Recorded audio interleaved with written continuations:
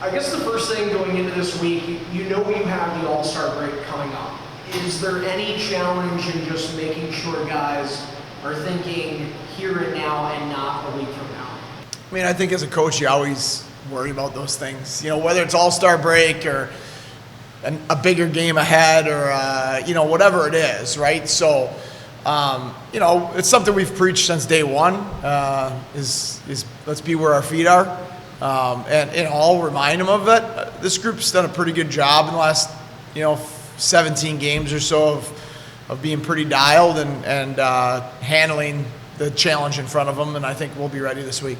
How much of that do you maybe attest to your leadership group, like Mershey and Murr and Beersy, just making sure they keep that glue together? Yes, it's no matter what I say and preach, if it's not backed up and lived on a daily basis by Mersh and Murr, Beersy, Prowsey, Davies, on and on, with some of the guys that are our older guys, even though our older guys are pretty young still,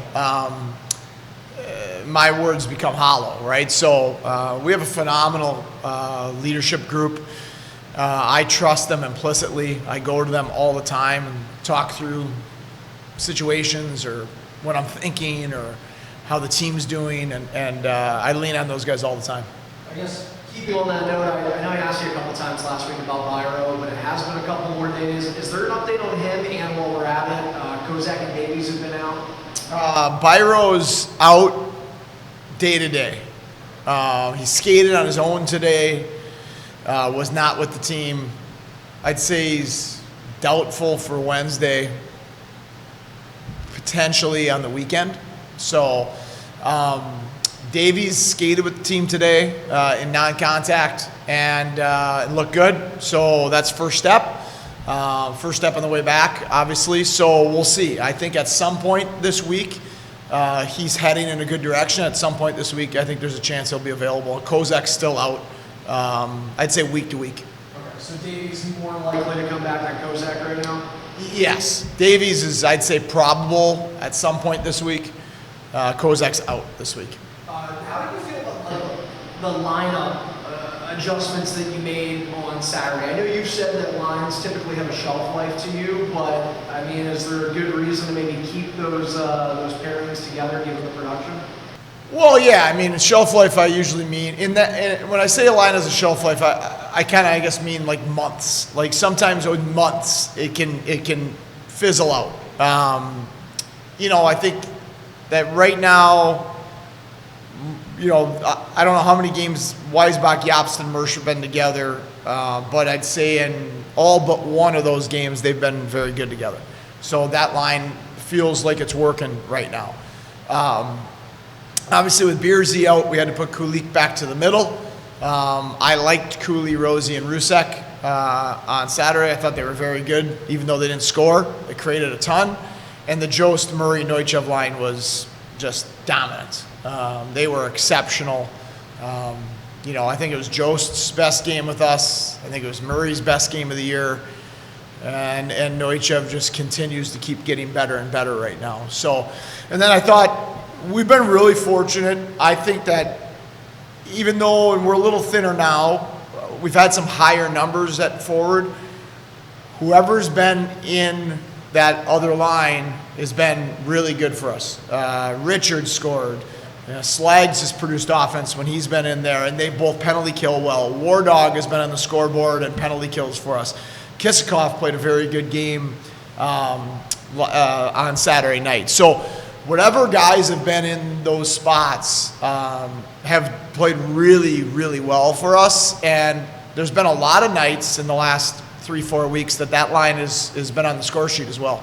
When you bring up secondary scoring, what are you doing or they doing, or maybe a combination of both, to keep them always ready? Because there are times where, like, I think when Slags had, a goal and assist against Springfield, I think that was his first game in 2 weeks. Like, guys are missing weeks sometimes because of the numbers, but they always seem to come back in the lineup and produce. Well, it's a credit to them individually and the culture that we've created in our room that is led by Mershey and Prowsey, is how we practice, and how the guys treat each other every day. That this is a fun environment to be in. It's competitive. We work hard, but it's fun. And because if you're not in the lineup all the time, and practice is also a grind or miserable, or it's not fun to be at the rink, it just starts to build on each other, right? So I think that, something I've challenged the guys at is how we're going to practice. We're going to practice hard. We're going to practice fast. We're going to go pretty long, and you're going to get better in practice.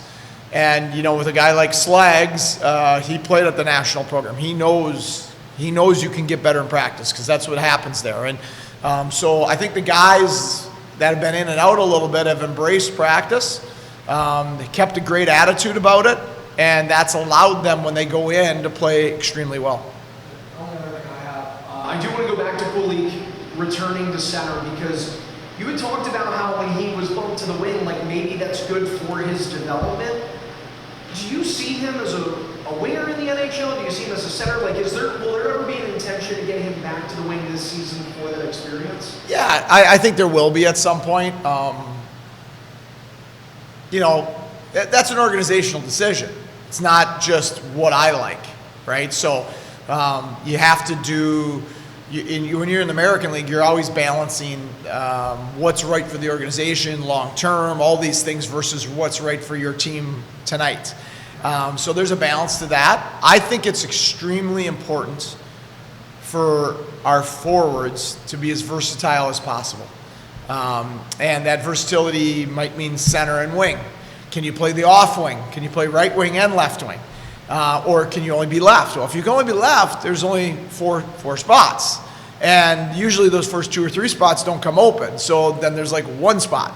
So if you can play both wings, there's a lot of spots start to be open for you in the future at some point. If you can play all 3 forward positions, there's more spots. If you can play penalty kill, not just power play, there's not many power play spots open.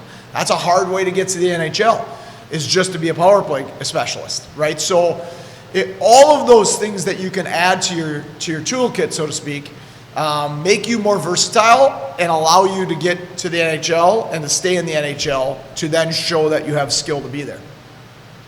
Hello, Dan. It's all yours. Hey, Coach, can you hear me? Gotcha, Dan. Hey, how are you? I know last week you were asked, after winning 3 games, are you feeling like your team's hitting its stride? And you're like, as a coach, you're never satisfied. Like, you always are hungry for more. But do you feel like things are starting to click? Because I know you're kind of getting close to those dog days of the season where it's a grind. And you've talked about having to embrace all of that. But do you feel like you're starting to hit your stride and starting to touch on some points that you really like? Yes, we're a much better team than we were in November. It's not even close. This team now would kill the team in November. We're better defensively. We're harder to play against. We're more physically committed. We're more structured and organized, while still now getting back to our offense a little bit. So we're not where we need to be. You can't be a finished product, but in these last 17, 18 games, we've made a real strong improvement in being a team that's hard to play against within our own identity.